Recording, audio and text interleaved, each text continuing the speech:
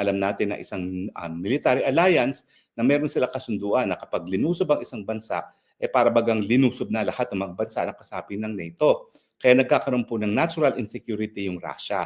At dahil po dyan, nagrereklamo yung Russia at linusob ang Ukraine dahil nga pati ang Ukraine na katabing-katabi ng Russia, nagnanais na sumapi ng NATO. Yan po talaga ang naging simula ng problema dyan. Dahil kapag sumapi sila ng NATO, pwede na maglagay ng missiles doon mismo sa karatig bansa, kapit bansa ng Russia. At syempre, magkakaroon naman yan ng banta sa seguridad ng Russia.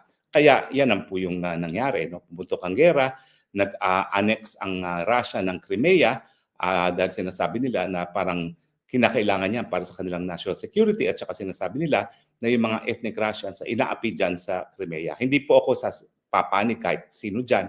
Ang sinasabi ko lang yung katotohanan.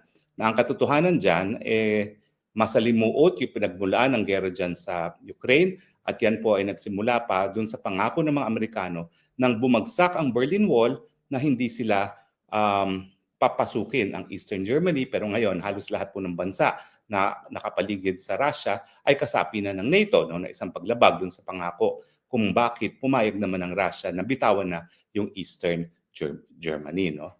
So anyway,